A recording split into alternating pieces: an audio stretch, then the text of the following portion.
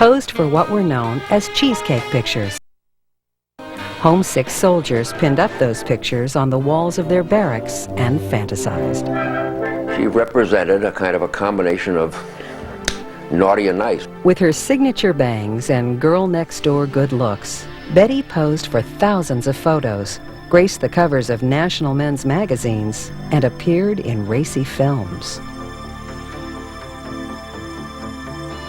She was glamorous and gorgeous and sexy, and men loved her. Then suddenly, in 1957, at the peak of her career, Bettie disappeared. Vanished with barely a trace. It became a mystery that would remain unsolved for more than 40 years. All during that time, her legions of fans searched for information about their pinup queen. According to magazine publisher Greg Theakston, there were wild rumors about her whereabouts. She was everything from a hash-slinging waitress in Houston to a baron's wife in France, or living secluded somewhere in Canada and murdered by the mob. But it was all just speculation. No one seemed to have the answer. As the stories became more bizarre, Bettie's popularity increased. Fans continued to collect her photos. Artists and fashion designers copied her look. Actresses and models emulated her style. Until by the 90s, Bettie was a bona fide pop culture phenomenon. The interesting thing about Bettie Page is that once she enters your consciousness, you begin to see evidence of her everywhere. Celebrity photographer Matthew Rolston. Bettie Page has become an American icon. I mean, she's right up there, from Madonna to Demi. I could think of a number of people in the music industry and actors and actresses that have pulled elements of that look into their look. Debi Mazar, I mean, there's quite a few people. But still, the mystery remained. What had become of Bettie Page? Why did she vanish? And where did she go? Now, more than 4 decades after her disappearance, those questions have been answered. We've tracked her down, and in her first televised interview in 40 years, shot in silhouette to conceal her identity, Bettie reveals what happened during those missing years. In the next 2 hours, we'll tell the tale of Bettie Page. How a pretty young girl from a poor Southern family dreamed of making it in the movies. How her desire for fame led her down a strange path. And how the pinup model ultimately paid a price for her ambition. Bettie's story will be told through rare photographs, film clips, and reenactments, as well as interviews with family members, friends, colleagues, and celebrity fans such as model Shalom Harlow, fashion designer Todd Oldham, and actress Debi Mazar. She inspired me, and I thank her for, you know, all that she's done to open doors for women, whether she knew she was doing it or not. I mean, you know, she was ahead of her time and, you know, not ashamed of her body. From pinup to sex queen, Bettie Page is a true Hollywood story. There was a positive dream of being one of the world's Her life's ambition was to be a star. Never recovered from the public scandal.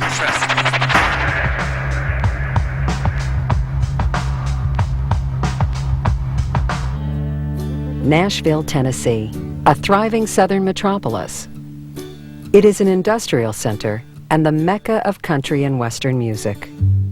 With the exception of its ingrained conservatism, the city today bears little resemblance to the Nashville where Bettie Mae Page began her life on April 22, 1923.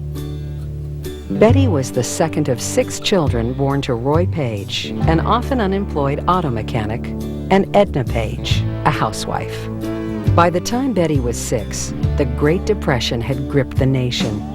Desperate for money, Roy Page moved his family throughout the South in a fruitless search for work. Edna was soon forced into the role of provider, and according to brother Jack, 8-year-old Bettie filled the void. Oh, she was just like a little mother to all of us because we didn't have no dad. And my mother, she worked around the clock, so to speak, to keep, you know, make ends meet.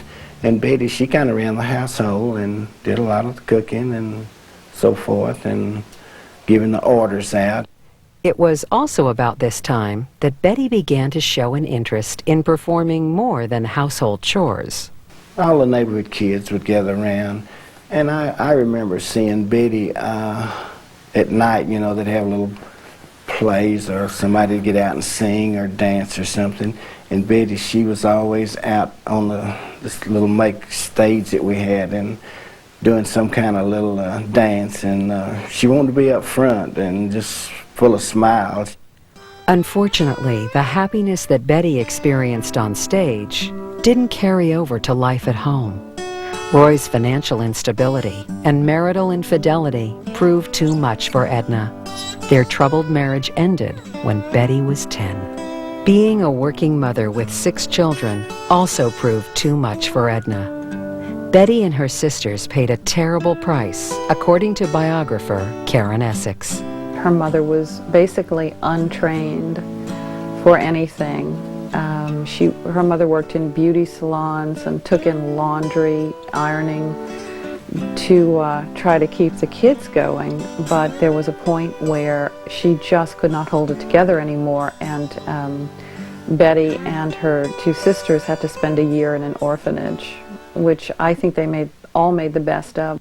Betty made the best of orphan life by pretending she and her sisters were Hollywood beauty queens, living in a world of glamour. But Betty soon realized there was only one way to escape her painful reality. Betty decided that education and not an attachment to some man was going to be her way out of poverty. Betty set her sights on becoming a teacher, and in 1937 she enrolled in high school. According to Pinup Magazine publisher Greg Theakston, Betty became consumed by both her academics and her enduring passion for acting. She was in the debate team. She was in all of the high school productions. She liked to be seen. Betty realized that she was pretty, that she had something to offer, and she liked to be seen. Driven by her dreams of stardom, Betty soon realized that Nashville had little to offer her. I think it was inevitable that she was going to grow up and leave. Nashville is a wonderful place, but an inherently conservative place. And Betty had an adventurous spirit. In spite of her charisma and stunning good looks, Betty steered clear of boys. Her mother made certain of that. Well, Betty Page's mother wanted her daughter to stay away from men. Limited the kind of dating that she could do, was always under curfew. Then, in her senior year, Betty met Billy Neal. And Betty was in one of the parks studying for school, and Billy Neal pulled up and said, "Can you believe it? Are there any more at home like you?" And Betty fell for the bait. He had a little old model automobile, and Betty would borrow it and bring it over to the house, and we'd ride around on the weekends in it. He was a wild southern boy, and getting into trouble was his hobby. And for Betty to keep her personality and maintain her individuality with such a strong person around her suggests to me that she's very strong herself. In 1940, Betty graduated second in her high school class, winning a scholarship to Peabody Teachers College. But her first student teaching assignment convinced her that she had made a big mistake. And unfortunately, the kids were just too much for her. And she was teaching at a high school level, and you can imagine this incredibly good-looking babe coming in and teaching you every day. It would be a mighty distraction, and she simply couldn't handle them. And that broke her heart. She wanted to be a teacher. December 7th, 1941. Japan bombed Pearl Harbor. America entered World War II, and Betty's boyfriend Billy Neal was drafted. Billy asked Betty to marry him, and against her better judgment, she agreed. Billy left Nashville for San Francisco, and Betty joined him 2 years later after graduating from Peabody. 2 weeks after Betty arrived on the West Coast, Billy got his marching orders. Betty, on her own for the first time, was free to pursue her real love. acting. She was in San Francisco working basically as a secretary and modeling coats and furs and suits. Just, you know, in the showroom of the company where they were manufactured. And she met this man who had a little talent agency, and he encouraged her to go to Hollywood to take a screen test. So he set all of that up. Excited that her childhood dream of becoming an actress had finally come true, Bettie journeyed to 20th Century Fox. But her youthful acting games didn't prepare her for the harsh reality of Hollywood. Bettie was very upset about the screen tests because they, as in A Star Is Born, completely changed her look to what Hollywood thought she should look like. They gave her Joan Crawford bangs and tremendous big red lips that were not her own lips, and she said, "I didn't even recognize myself when I saw the screen test. I'm not surprised they didn't want me." Supposedly, one of the studio executives did want her, but for other things. And when Bettie rebuffed his advances, she never heard from the studio again. That's really not a stretch to believe, is it? You know, a gorgeous girl from Nashville shows up in Hollywood, and I don't think it's any surprise that people had double agendas. Devastated by her Hollywood experience, Bettie returned to San Francisco to await Billy's homecoming from the war. Bettie and Billy were reunited in 1946, but Bettie's sudden loss of independence and Billy's constant jealousy threw the marriage into a tailspin. Still, determined her marriage would not end as her parents had, Bettie decided to give the relationship one last chance. He came back, shell of the man that he was, and they moved back south and eventually realized that what they had in common before the war just wasn't any good anymore. Bettie didn't know where she belonged, but she knew it wasn't in Nashville or with Billy. Her first marriage was to the star athlete from her hometown, and that was a very traditional match to make at the time. And I think that, you know, even though that relationship had other problems, the truth is that relationship was not going to contain the adventurous spirit of Bettie Page. In 1947, Bettie left Billy and moved to Miami, where she found work as a secretary for a business with offices in Haiti. Bettie jumped at the opportunity to accompany the owner to that Caribbean island nation. It would prove to be one of her many life-changing decisions. Bettie had grown up in the segregated South, and Haiti was a predominantly black country. It was an eye-opening experience for Bettie, who found herself captivated by the culture. Unfortunately, 4 months after her arrival, political unrest spread through the country. Frightened, Bettie returned to Miami, but with a new outlook. Her adventure in Haiti somehow gave her the courage to go after her dream of becoming an actress. Bettie packed her bags and left for New York City.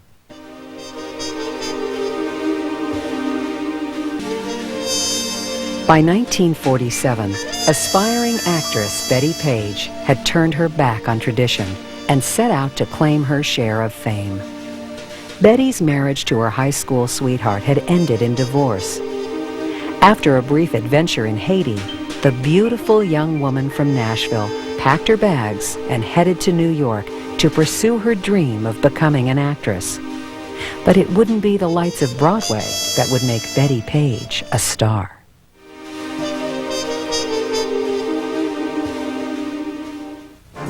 Upon her arrival in Manhattan, Bettie landed a job as a secretary.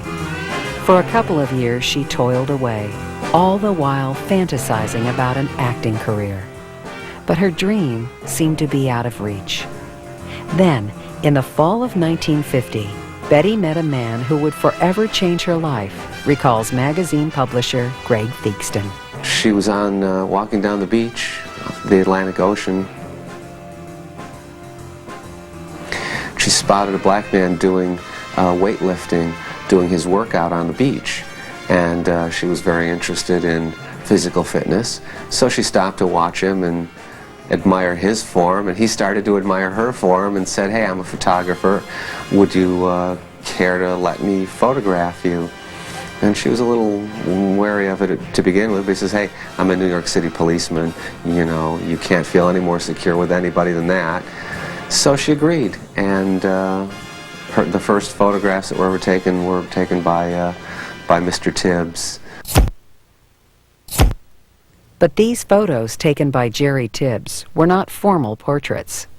They were somewhat provocative pictures, pinups, which had become popular during World War II, according to writer Jim Silke. By this time, people are taking these pictures and cutting them out, putting them on the wall, and the word pinup that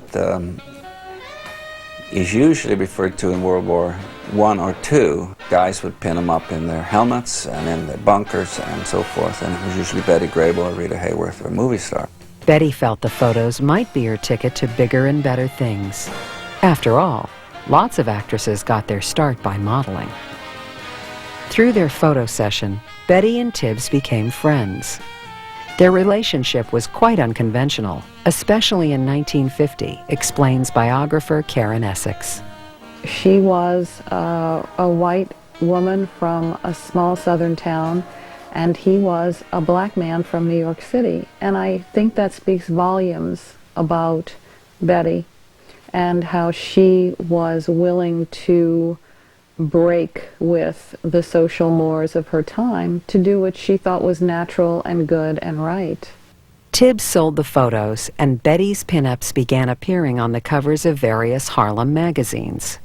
Then, on a whim, Tibbs came up with an idea to enhance Betty's beauty and sell even more photos, remembers photographer Sam Menning.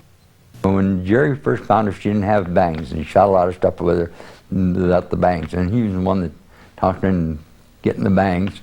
Sensing Betty would be a big hit, Tibbs took the next step to make his protege a star.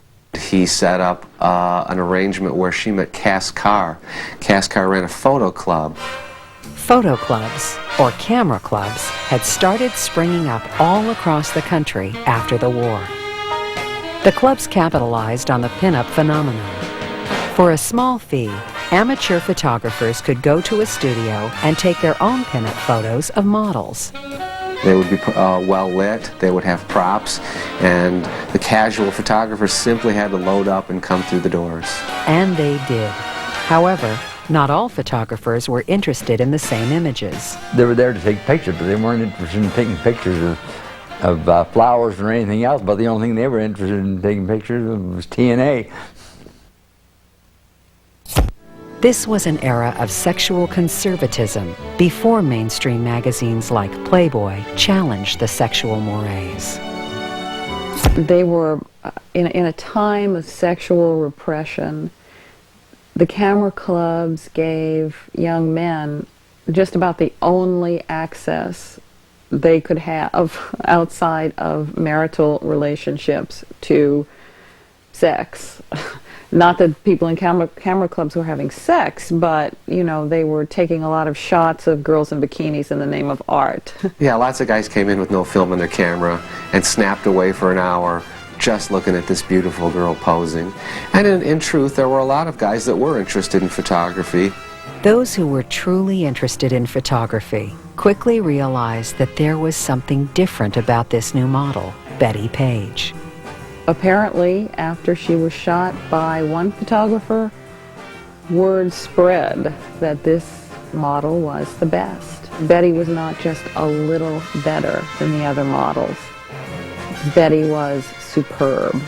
All of Bettie's childhood modeling and acting games were finally paying off, and Bettie was enjoying every moment of her growing fame.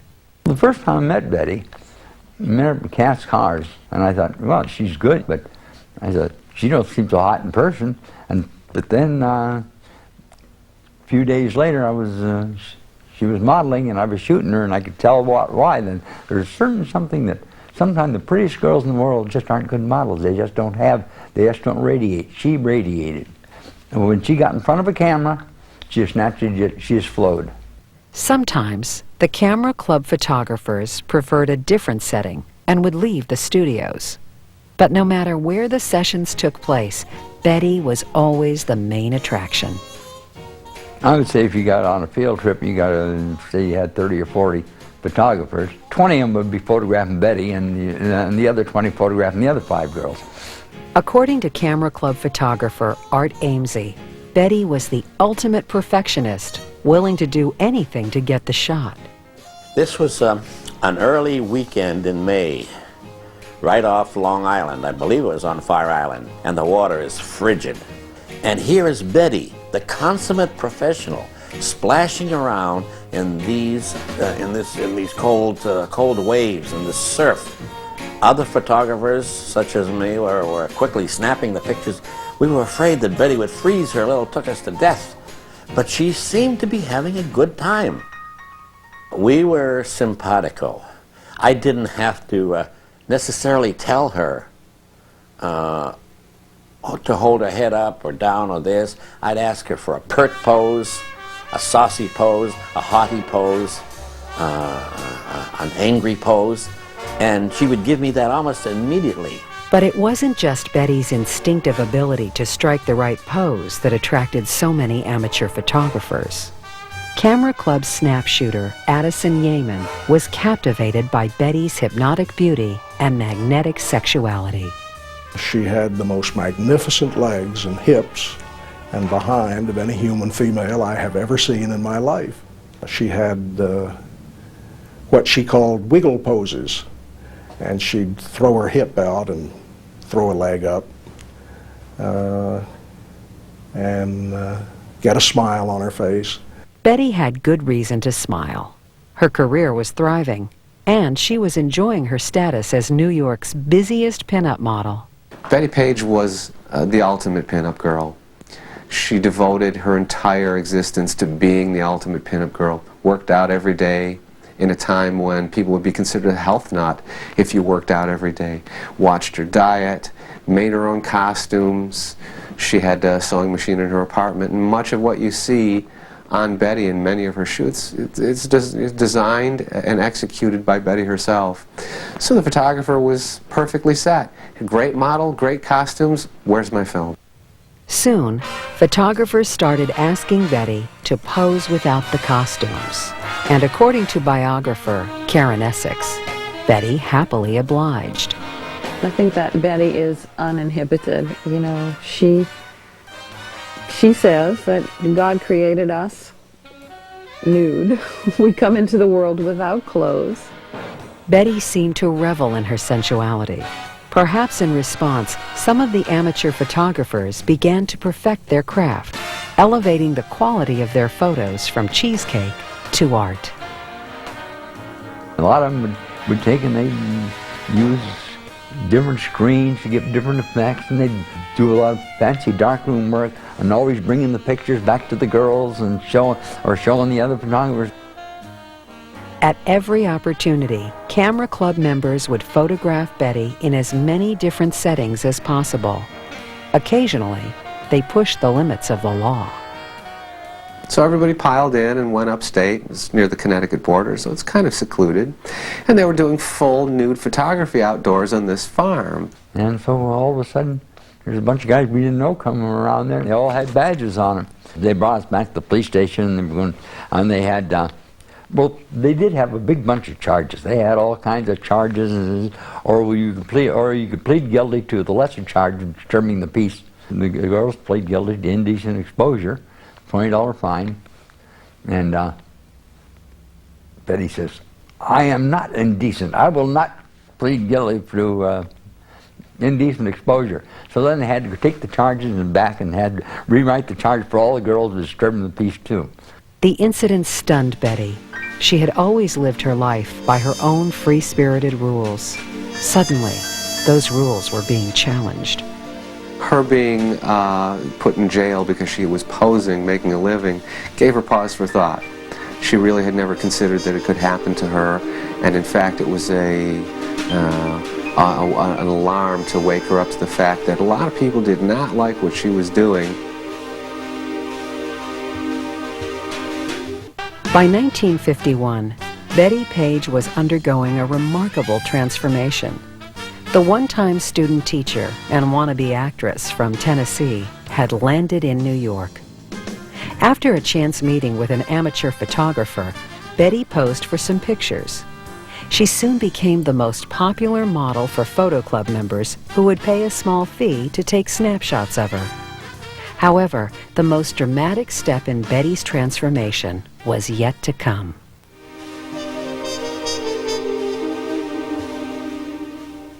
Bettie Page was enjoying success as a pinup model, but outside the community of camera club photographers, she was virtually unknown.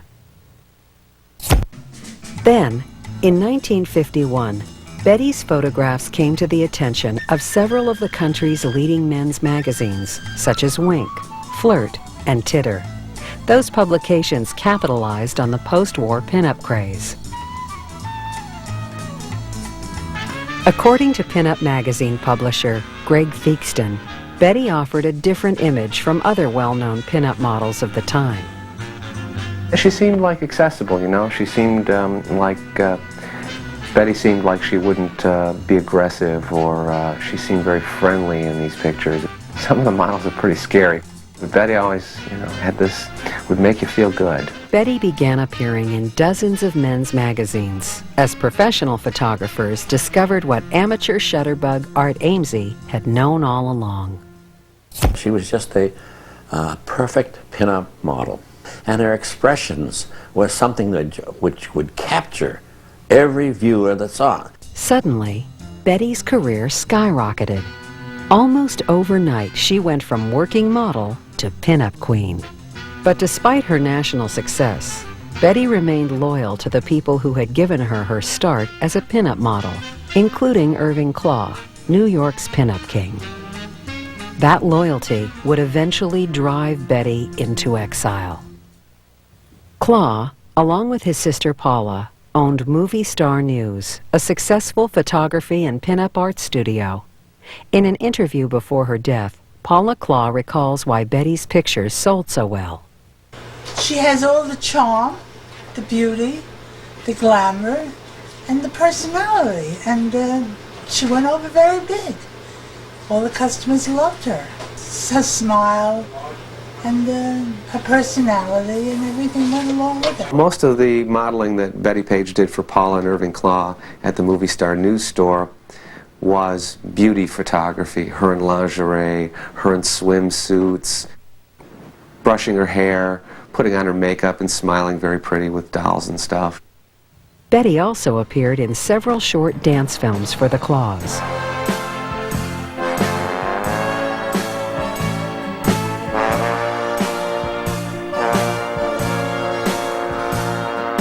So they would do a session where they would actually film Bettie dancing, and then they would do the session over again with her posed for photographs, so that you could buy both the moving image of Bettie and the still photos to enjoy whenever you wished. Movie Star News was successful because Irving and Paula catered to their clients, who numbered in the thousands. So when one of their best customers made a proposition, the Klaws listened. A man had contacted Irving Klaw and said, "I'm looking for specific kinds of photos. Do you have motion picture photos of women that are tied up?" And of course, Irving Klaw had thousands of pictures from the serials and from various movies of women tied up. Well, this guy bought them all and said, "Do you have any more?" But Irving had sold the customer all of his most risque photos. That's when the man made an offer that Irving and Paula couldn't refuse. Ira Kramer, Paula's son and current owner of Movie Star News, explains. He offered to pay for the models, pay for the photograph, pay for the cameras, the film, everything. All he wanted was a set of pictures. Irving and Paula agreed and were thrust into a strange new world.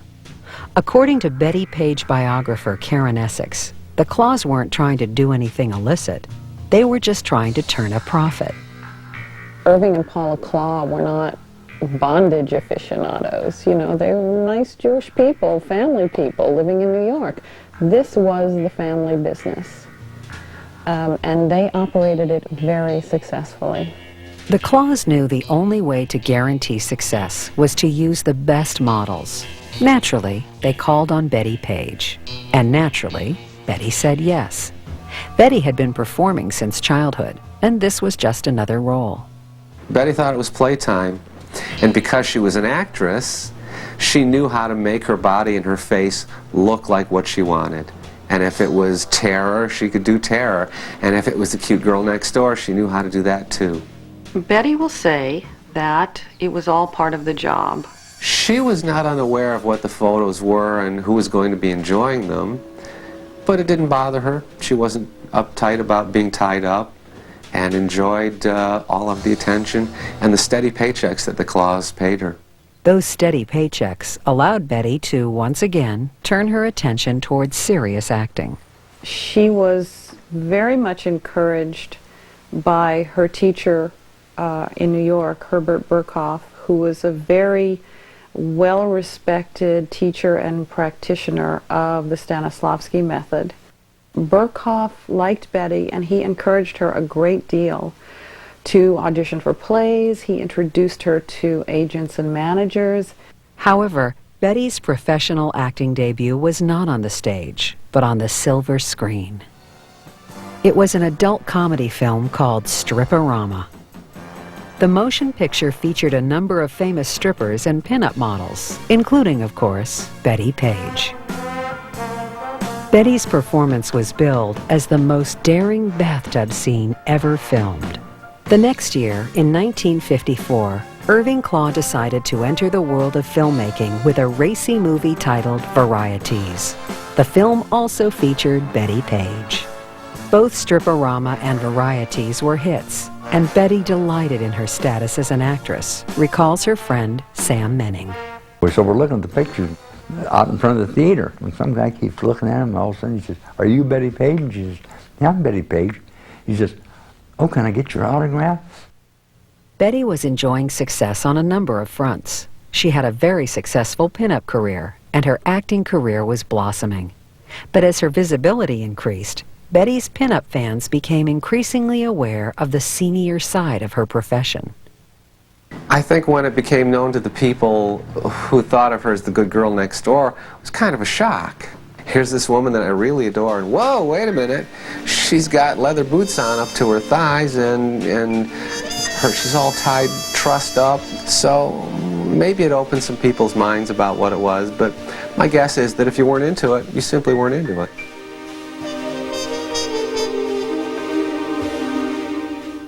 By 1954, Bettie Page had become a national pinup sensation, appearing in hundreds of men's magazines.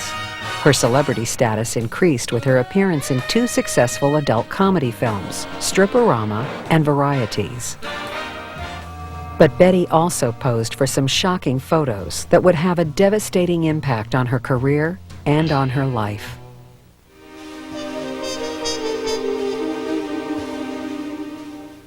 In April of 1954, Betty left New York for a vacation in Miami.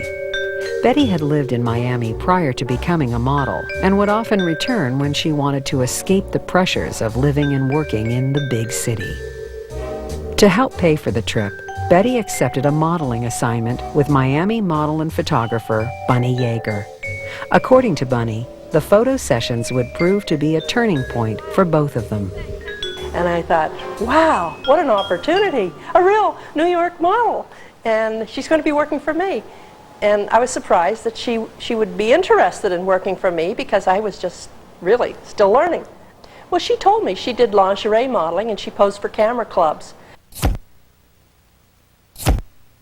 But that didn't mean anything to me because I never heard of a camera club, and I hadn't shot any lingerie. I was only shooting beach shots. And naturally, their first shoot was on the beach. And when she was ready, she came out and she walked out on tippy toes. You know, most girls would just walk out flat-footed because that's a normal thing. She walked out on her toes, tippy toes like a toe dancer. And there was this beautiful, flawless, tanned body, tan all over, no marks, no freckles, no blemishes, Miss Perfection. And with this shiny blue-black hair, everything was in place. And there she was, my New York model, ready to go.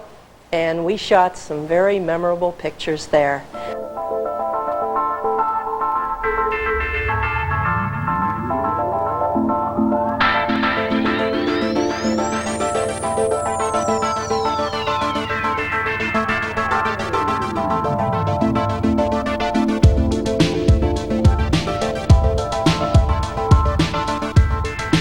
when she told me she did nudes, my ears just perked up, and I thought, nudes? I haven't been able to shoot any nudes of anybody because nobody would pose for me, and I didn't know how to ask anyone to do it because it was taboo.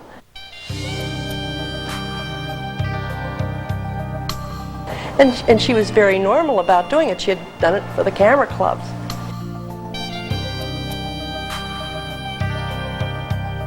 Bettie was probably one of the most beautiful models that I ever worked with, and she was probably the best model for posing.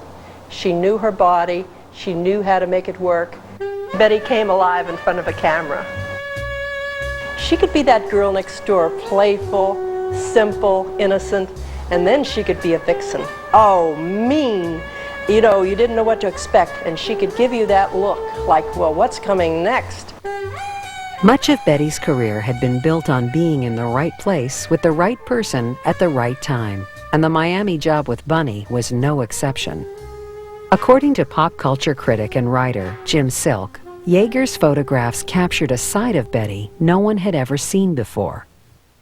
In Bunny Yeager's photos, she'll do the dark and the light. She'll do Bettie as really, you know, that eyebrows arched and black silk stockings and the dark hair, and she'll coming right at you, and like, you know, she's in charge.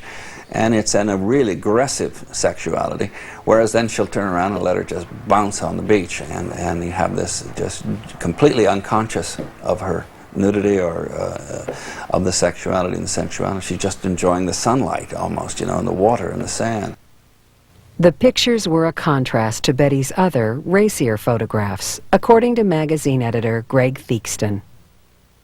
The Irving Klaw films and photos were a land of always night, where the doors were always locked and the cops were ready to knock them down at any minute.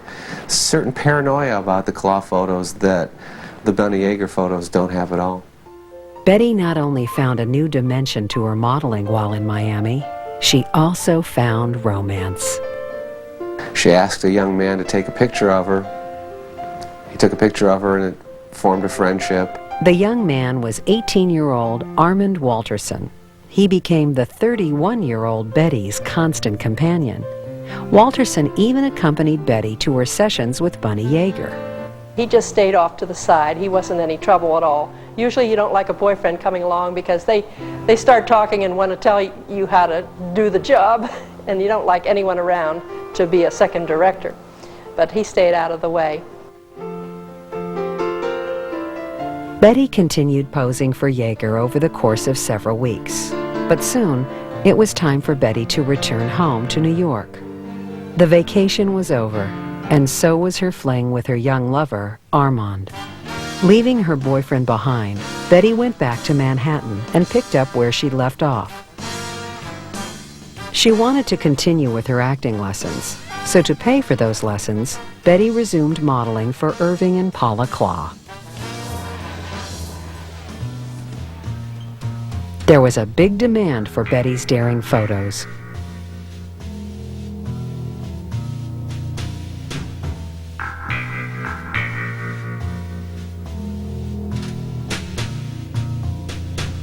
According to Ira Kramer, current owner of Movie Star News, Irving and Paula Klaw were caught off guard by the increased popularity of their photographs. I don't think they knew what this was going to blossom into. I don't think they had any idea at all. Nobody knew. They were just selling pictures like anybody else. You know, what's the hot item? And that's what they were selling. And to keep up with what was hot, Paula and Irving decided to film the daring scenarios and offer the short movies along with the photos to their customers. The films featuring Bettie Page became their biggest sellers.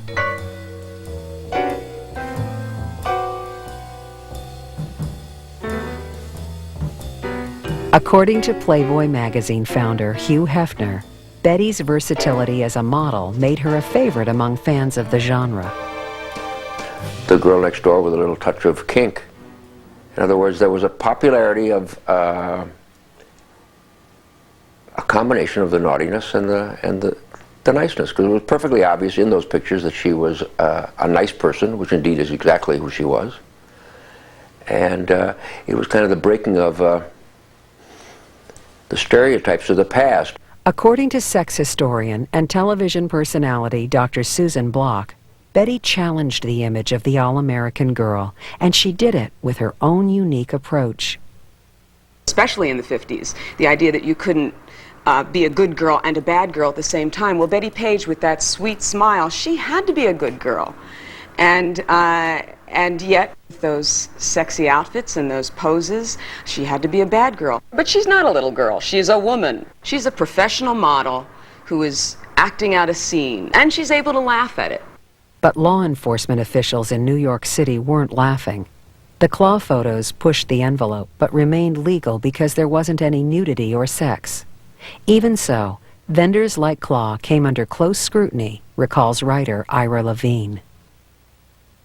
It was an era in which there were already publications and groups catering to the specialized interests of various fetishists of various persuasions, all against a backdrop of constant harassment by legal authorities and hectoring from the usual religious pressure groups. Photographer Sam Menning remembers the atmosphere became tense as the police cracked down.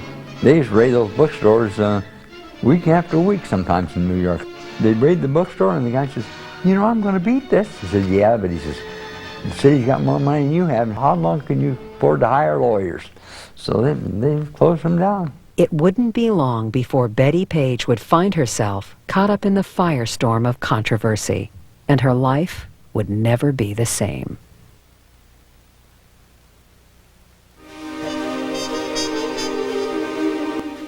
By the mid-50s, Bettie Page was riding an incredible wave of popularity.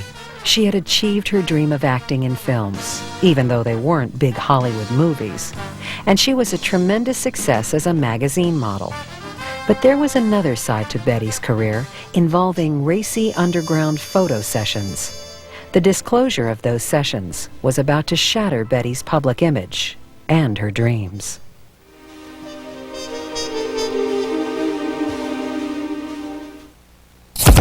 In 1954, Bettie Page had posed nude for photographer Bunny Yeager. Bunny was convinced she was sitting on a gold mine. Yeager convinced the owner of a fledgling men's magazine to purchase some of her photos of Bettie. Yeager knew Bettie's sexy wholesomeness was just what Playboy magazine was looking for, and Playboy founder Hugh Hefner agreed. She was a playmate. Miss January of 1955. But Bettie had a fame that kind of coincided and predated her appearance in Playboy.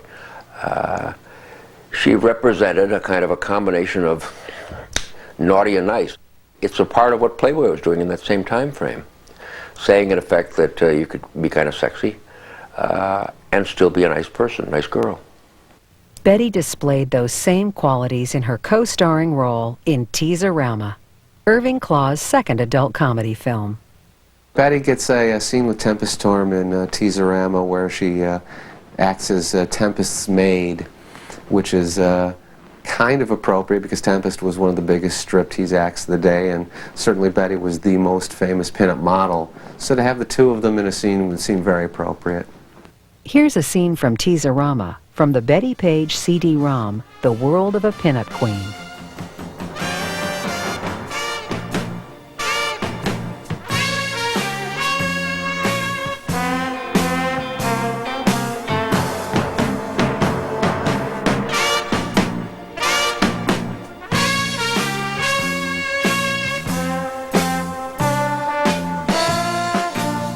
After Tease-a-Rama, Bettie's career took another surprising turn. Television provided her next acting opportunity. She landed small parts on The Jackie Gleason Show and The Earl Wilson Show, where she was named Miss Pinup Girl of the World. Bettie was enjoying the best of both worlds. Her acting career was finally starting to take off, and her pinup photos were selling from Los Angeles to New York. But in Washington, D.C., Bettie's underground pictures caught the attention of Estes Kefauver, the ambitious and influential senator from Bettie's home state of Tennessee. The Special Committee of the United States Senate to investigate organized crime. According to writer Ira Levine, Kefauver knew how to zero in on issues that captured the attention of the American public. Sin is one of the basic components of the reservoir of political strength that propels the careers of a whole class of American politicians.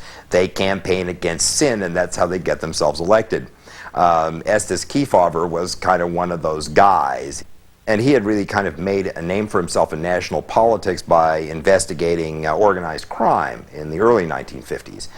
In fact, the first televised congressional hearings were his hearings into the influence of the organized crime families. Along with organized crime, Kefauver also decided to take on pornography. In January of 1955, he formed a subcommittee to investigate pornography's effect on juvenile delinquency.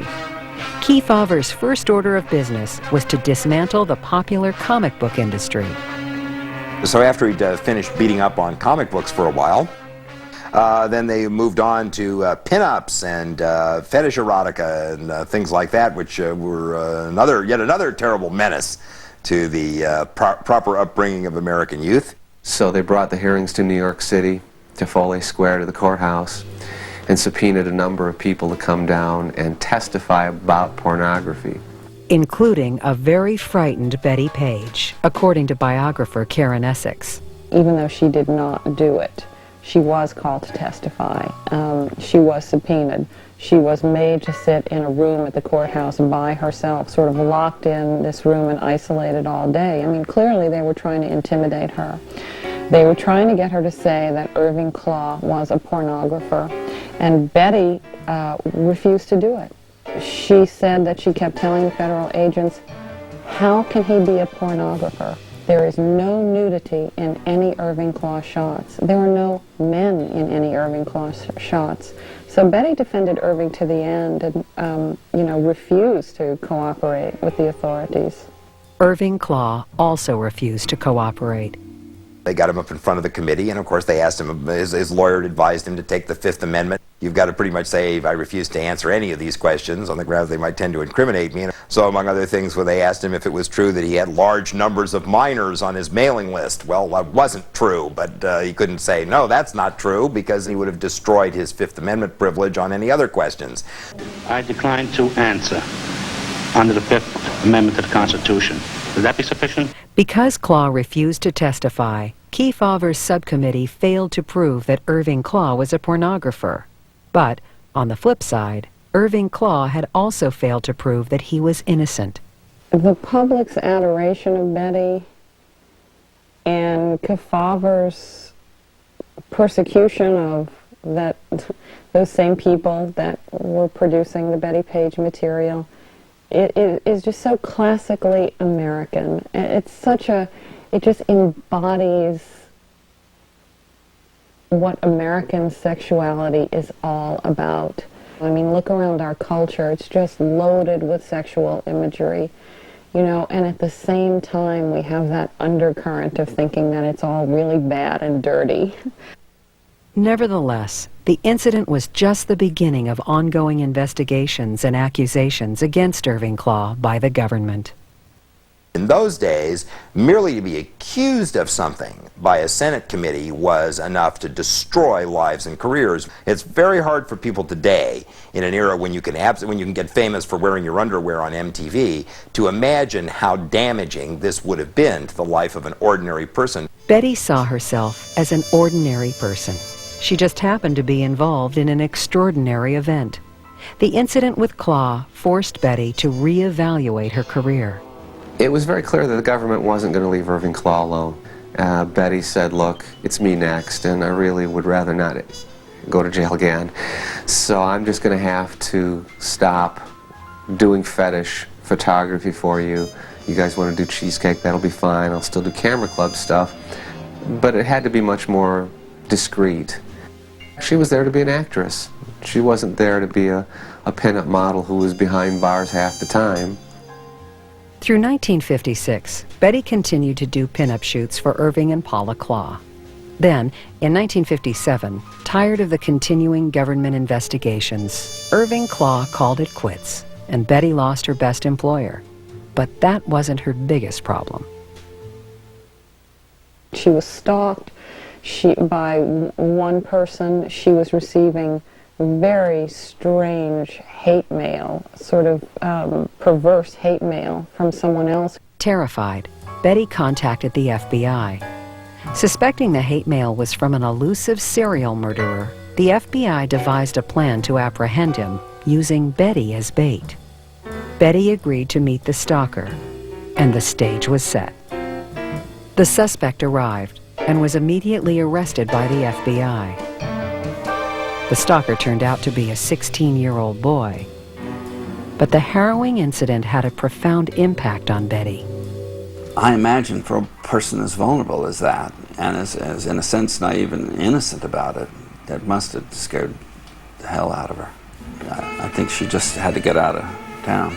I think the whole New York experience was getting very tedious for her. She wanted to get out of New York. And so all those factors together, you know, she was intimidated by the Kefauver committees.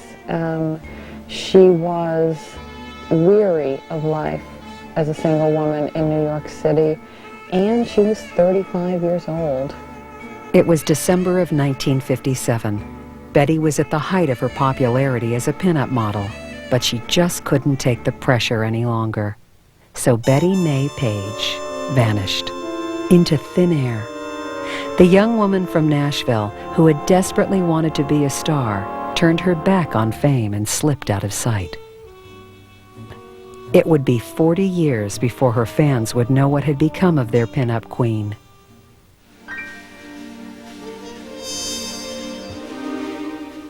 In 1955, pinup model Betty Page became the focus of a congressional investigation into pornography. A subcommittee led by powerful Tennessee Senator Estes Kefauver targeted Betty because of a series of shocking underground photos. Although Betty was never charged with a crime, the intense scrutiny took its toll. Succumbing to the pressure, Betty turned her back on her lucrative modeling career and disappeared. But her main employers, Irving and Paula Klaw, stayed behind to face the music.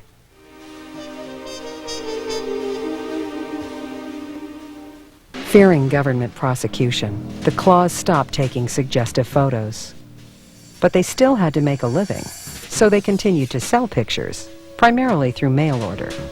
They relocated their company from New York to New Jersey and opened it under a new name, Nutrix. Magazine publisher Greg Theakston. They were making a lot of money selling photographs they had every right to sell. But the harassment by the Postal Department and the government simply became too much. On June 27, 1963, federal law enforcement officials raided Nutrix, and Irving, along with Paula's husband Jack Kramer, were charged with conspiracy to send obscene materials through the mail. Facing a $10,000 fine, Irving was forced to make a deal with the government, according to writer Ira Levine. He made some kind of a settlement in which he agreed to go out of the business of distributing fetish cheesecake erotica and supposedly destroyed thousands of negatives. Klaw kept his end of the deal with the government, burning and shredding thousands of negatives and photos. Years of work and profit went up in smoke. But Klaw's sister Paula couldn't bear to see every negative of her favorite model, Betty Page, destroyed. So, she took a huge risk. In an interview given before her death, Paula recalls what happened next. And I had to destroy many negatives of her that the judge said to me, if you don't destroy them, I have to put your brother and your husband in jail. So there was at stake. Their freedom was at stake. So I destroyed them. But I did hide some that I didn't tell them about. Even though most of the original negatives were trashed, many of the magazines that had been sold and collected in the 50s still existed. And in the 1960s, young boys began discovering Betty Page as they located their father's secret treasures. I was 10 years old. The kid next door called me up on this February morning and said, "Get over here right away, I've got something to show you." And when we got over there, we discovered his father's men's magazine collection. For a couple of 10-year-olds, that was pretty hot stuff. It was the first time we had seen hundreds of naked women, much less one. And one of the women in the magazines that stood out was Bettie Page. Artist Dave Stevens remembers a similar experience. Came across a full-page photograph of her standing in water in a little bikini that she'd made, and just was knocked out totally. I remember thinking, this has got to be the most attractive, she exuded health and joy and everything else that's like just so appealing to somebody at age 17. Stevens began drawing pictures of Bettie as a hobby. Then, in the early 1980s, his hobby became his profession when he created a comic strip featuring a Bettie-inspired character. I sat down and started noodling around, and it just kind of fell into place. I penciled in a girl and a couple of gangsters shooting a Tommy gun, and made the girl Bettie. And I didn't really think about it. I just thought, well, you know, she looks good, I'll put her in there. And did the 2 segments of 5 pages each, handed them in, and then the publisher called and said, well, where's the rest of it? We want more. What people got was the highly successful comic book series, The Rocketeer. The comic book helped kick off the Bettie Page revival. Comic book creator Dave Stevens fell for the sweet cartoonish quality of Bettie. But erotic artist Robert Blue was seduced by her darker side.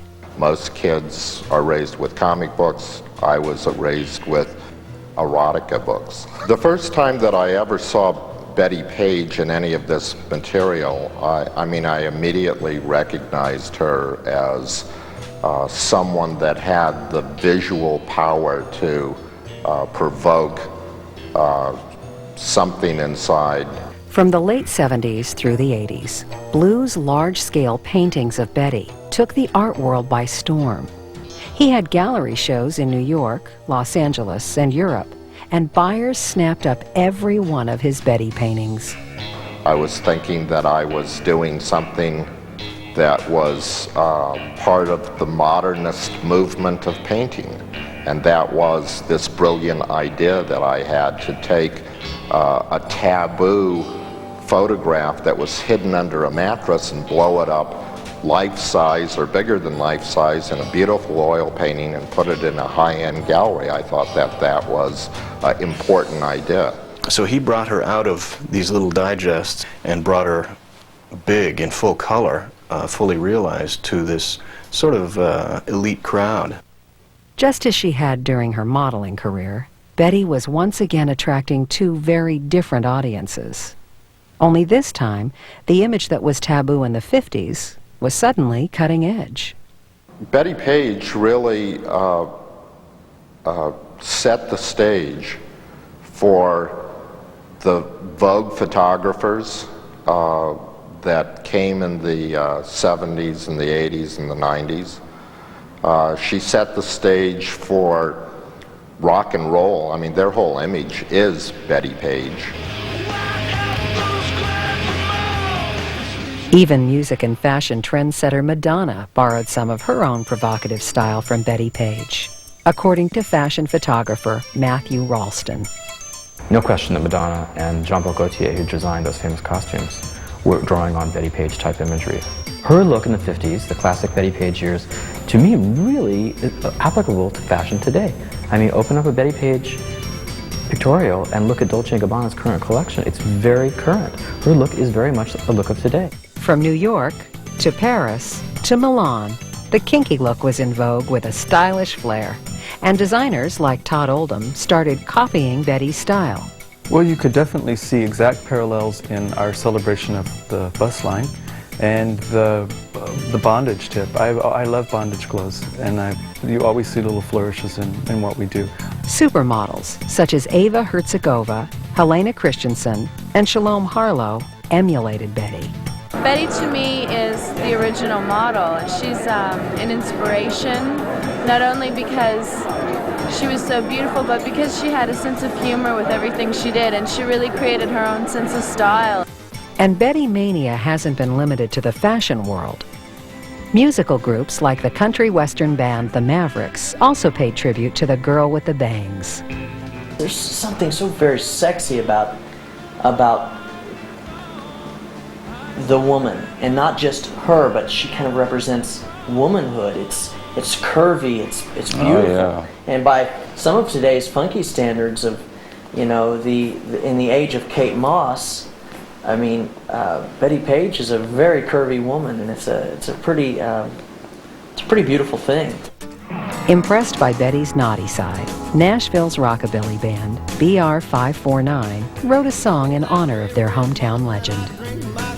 Looking back, I swear, you know, when you started seeing a bunch of Bettie Page stuff about 10 years ago when it started happening, you started seeing her, when the pinup craze kind of started back again, I recognized her. I'm like, wow, who's that woman, you know? And then the more you find out about it, the more other people are obsessed with Bettie Page. That obsession continues today and includes people like actress Debi Mazar. Bettie Page influenced me in acting as far as just trying to feel natural and go with the moment.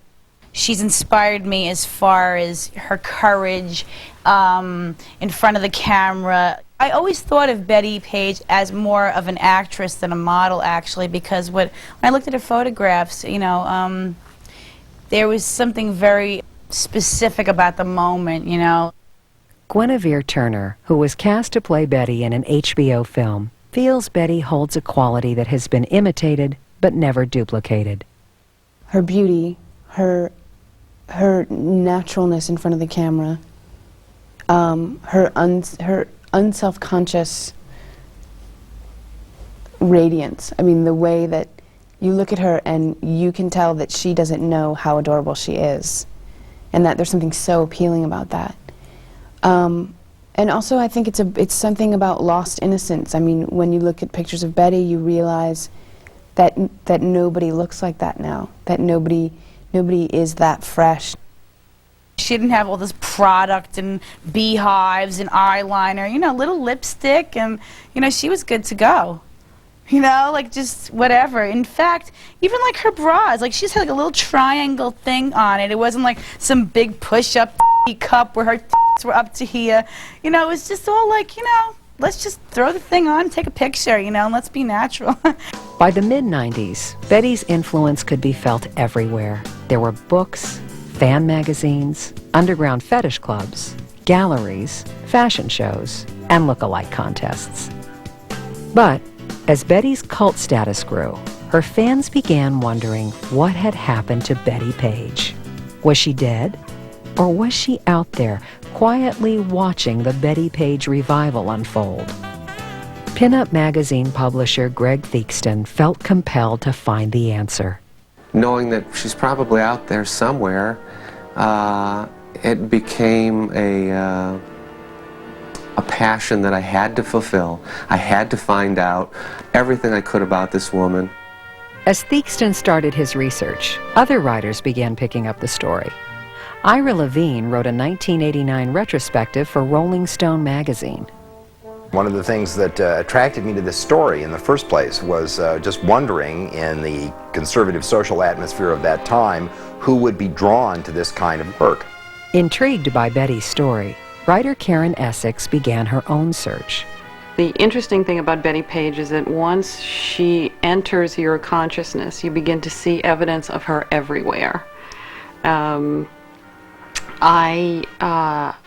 I became fascinated with the idea of somebody who would walk away from a successful modeling career. That was also the question Tommy Goldsmith, a reporter for Nashville's Tennessean, hoped to answer. His contacts led him to a neighborhood friend of the Page family. And she says, oh yes, I remember them from when I was a little girl, and I didn't really know them, but I remember Betty, she was beautiful. And we talked a little bit about that, and do you know where Betty is now? No, but finally she said, well, Jack just lives up the road here, and she told me the street he lived on, and I went and looked in the phone book, and lo and behold, there was Jack Page. It's kind of a shaky time for me, because I think, well, I'm close maybe to finding out what has happened. And I walk up to the door and knock on the door, and here comes Jack, and I think, bingo, because he looks like Betty. He has that glint in his eye and that sort of sparkle. A reporter from the Tennessean called me about 5 years ago and said he was running a feature article on a model that used to be here, Bettie Page. Want to know if I was her brother, and I told him yes. He said, she's fine, she's in California. And I thought, okay, you know, I had, you know, crossed the barrier into knowing what had happened to her. On Sunday, April 26, 1992, the Tennessean ran their expose on Bettie Page. Tommy Goldsmith informed the world that America's missing pinup queen was alive, but the mystery surrounding her missing years still existed. Pinup model Bettie Page disappeared in 1957 at the height of her career, but her image did not fade away. In fact, her fame blossomed during the next 3 decades as artists, musicians, actresses, and fashion designers drew inspiration from Bettie's style. Then, 30 years after she vanished, came the news that the lost pinup queen had been located, alive. But the mystery of what happened during those missing years remained.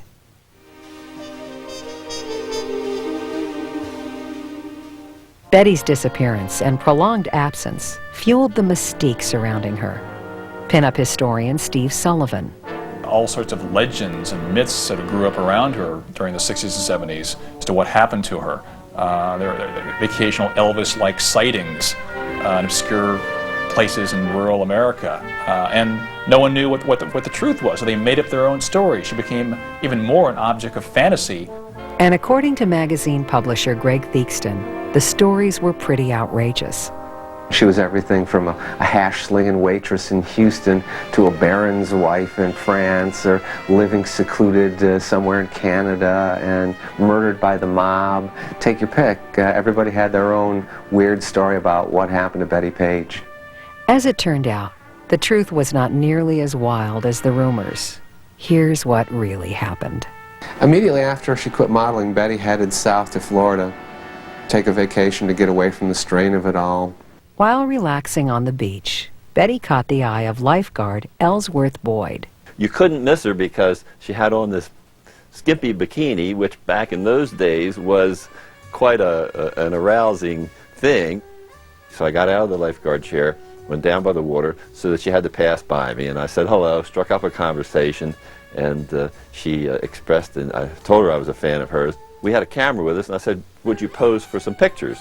Bettie agreed, and those photos turned out to be the last pinup shots ever taken of Bettie. Well, I was just amazed at how well the photos came out. Almost, I mean, we were just amateur photographers, and they came out almost what I would call as professional. Bettie was almost 35 years old when she gave up modeling and dropped out of sight. She longed for the one thing her successful career never afforded her, a family. Bettie contacted her old beau, Armand Walterson, the young man she had dated while working with Bunny Yeager in Miami. They resumed their relationship, and on November 26, 1958, Bettie and Armand were married. They settled in Key West. Unfortunately, their marriage was troubled from the start, according to Bettie Page biographer Karen Essex. One of the problems that Bettie had with her second husband, Armand, was that he was much younger than she was, and but he had no sense of adventure.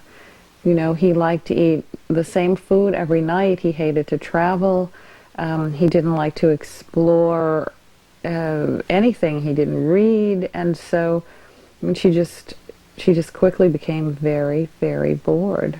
New Year's Eve, 1958. Bettie wanted to celebrate. She begged Armand to take her dancing, but he refused. Disappointed, Bettie left their home and walked along the beach. The path led her past a small church where services were being held. Then, something unusual happened. Bettie found herself drawn to the church's cross. Reverend Morris Wright of the Latin American Baptist Temple was preaching that evening. I saw her come from the sidewalk in through the doors, take her seat in the front, and I just kept preaching, and she was listening intently, hanging on every word. After the service, Bettie spoke with Reverend Wright. And she was weeping, just gently, just quietly weeping. I prayed for her after giving her the message, and then she prayed, and she asked Jesus to come into her heart. She volunteered that she was an entertainer, and that she had done some things in entertaining she was ashamed of. And she wanted to turn the life around and be what I think her words were, a proper person. She came in the church that evening, as I mentioned a while ago, in my personal view, knowing the Bible as I know it, by divine intervention of God. She did have a religious epiphany. She went really on a spiritual quest. But Armand wasn't ready for Betty's spiritual quest. The couple separated in 1958 and eventually divorced. Betty decided to dedicate her life to God. She left Florida, moved to California, and enrolled in the Bible Institute of Los Angeles. Pretty much for the next few years, Betty dotted the United States, studying at Bible College and working for the Billy Graham Crusades in the early 60s, where she was cited giving out religious brochures at Chicago's O'Hare Airport, as unlikely as that may seem. In 1964, Betty returned to Florida, a place where she'd always found comfort. Even though Betty was devoted to her religious quest, she also loved to dance. Every week, Betty showed up at the Palace Ballroom. It was there, on a balmy August night in 1966, that Betty met Harry Lear, a divorced father of 3. I saw this healthy-looking, younger, not young, but, you know, nice-looking lady, just a healthy, wholesome-looking person, and I said to myself, well, I'm going to go ahead and dance with her if I can, if she will.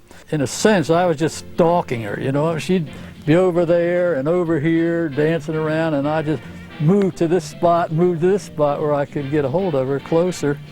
And finally, I got enough nerve to ask her, and she said yes, and we just danced quite a bit that night. And the song Strangers in the Night was played a lot, and that came to be our song in the times to come. It was a whirlwind romance. 6 months later, on Valentine's Day, 1967, Harry and Betty were married. Betty was a committed wife, and nothing gave her more pleasure than caring for her 3 stepchildren. Betty was, she was a good mother. She fed them well, and she tried to teach them things, and you know, Betty was a school teacher previously too, and she's had a master's degree in English, and she helped them with all different kinds of things like that. Though now transformed into a model wife and mother, the former pinup girl still drew stares. We'd be walking down the beach there, and everybody would look at her.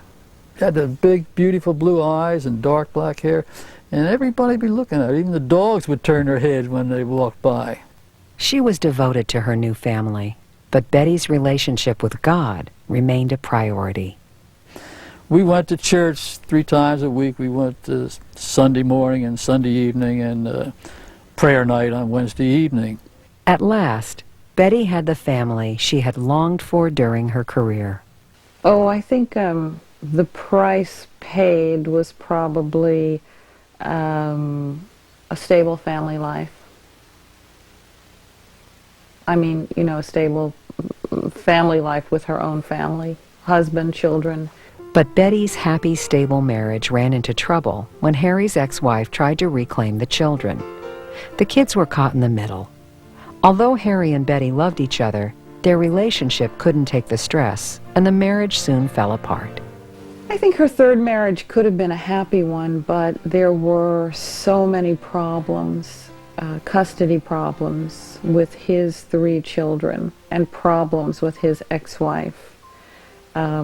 Those problems sabotaged the relationship between the 2 of them. In 1972, Betty and Harry divorced. They remained friends. It was just circumstances, and it was probably best for both of us, and No, I always think a lot of Betty, and I never had any problems with no animosities toward her at all. Always bucking tradition, Betty continued to live in Harry's house, albeit in separate bedrooms, until 1978 when she moved to Lawndale, California to be with her brother Jimmy. There, she remained for several years, oblivious to the fact that she was at the center of a growing cult phenomenon. But she was about to find out. At the same time, many of her fans would be surprised to learn that their pinup queen, a woman who defied convention and courted scandal, spent the past 40 years embracing religion and seeking a traditional family life. Pinup model Bettie Page disappeared at the height of her fame in 1957. During the decades that followed, Betty married and divorced twice, dedicated her life to God, and traveled across the country working for various religious colleges and organizations. For 40 years, Betty remained hidden from the public and from her adoring fans. All through those missing years, Betty never knew she still had a following, that she was being imitated and idolized by a new generation of admirers. Many, many women of Bettie Page's age do not know who Bettie Page is. And in an ironic way, Bettie Page was one of them. Do you know what I mean? Bettie Page was an older woman who didn't have a clue about this pop culture phenomenon that was going on, even though she was it. Now, shot in silhouette to conceal her identity, Bettie Page gives her first televised interview in more than 40 years.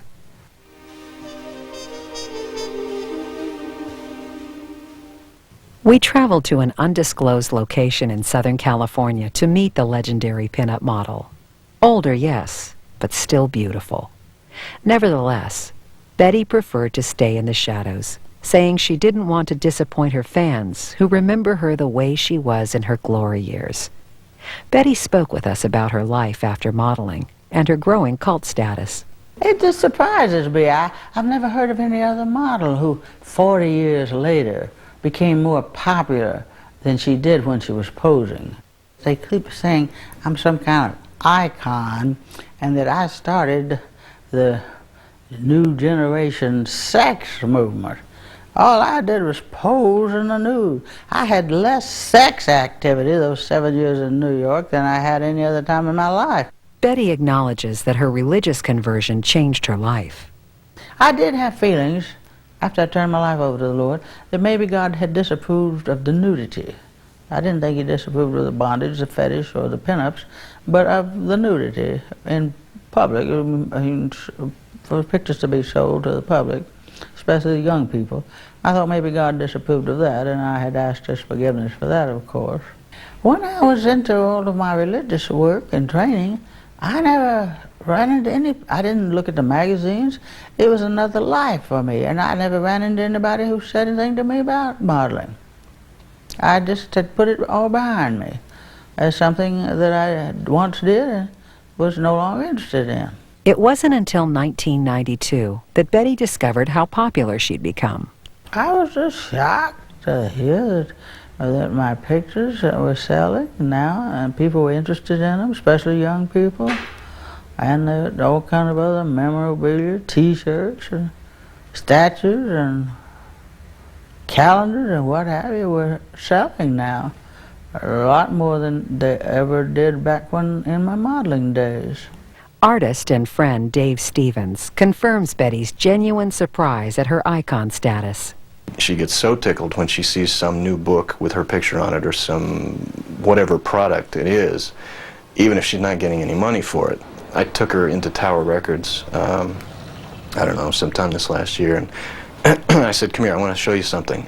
And I steered her around to the book section, and there on an end cap of an aisle of books was a display of nothing but Bettie Page books, books about her or with pictures of her, and she just stood there in amazement. It's nice to see her react to the fact that suddenly now she's legitimized, whereas back then she was sort of under the counter and not really given much if any, respect as a model, as an actress. That respect has generated a variety of Bettie Page products, including a CD of music inspired by Bettie, a CD-ROM, and even Bettie Page phone cards.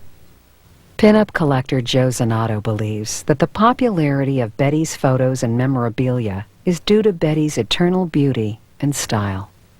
Her appearance is timeless, I think. There's some models from the 50s, Jane Mansfield, Marilyn Monroe, that you know are of that time, frozen in time. But with Bettie, she looks as modern today as she did look 50s in the 50s. Certain people you take an image of and you make it two-dimensional, and particularly in the movies, and you throw that head on a movie screen and it's 30 to 40 feet high, and who they are apart from performance. And you take Jimmy Dean or Marilyn Monroe and you put them up there, and everybody wants to know them. There's something about them that they show themselves completely. Their vulnerability, their strength, and weaknesses, and so forth. And they become images that are indelible in people's lives, and somehow it reaffirms your own life. And somehow Bettie managed that trick on a 4x5 glossy, and she was overtly sexual but joyous, and I think that's the difference. And you like her. Personally, I find her very alluring and very, very beautiful, and she made one single move that was probably the smartest thing that anyone could do for a career, and then she disappeared.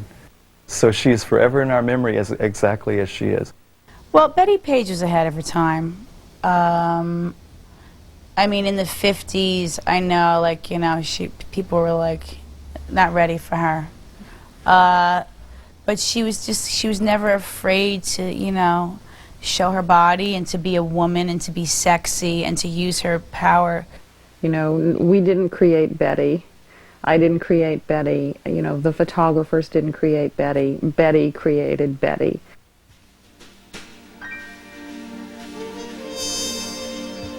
My only hope is for the living Bettie Page, the real Bettie Page, to feel that she has done something that has touched a lot of people. I don't regret anything, just 2 or 3 bad experiences I had, but I don't regret it. I enjoyed my modeling days, my posing, trying to do the best I could.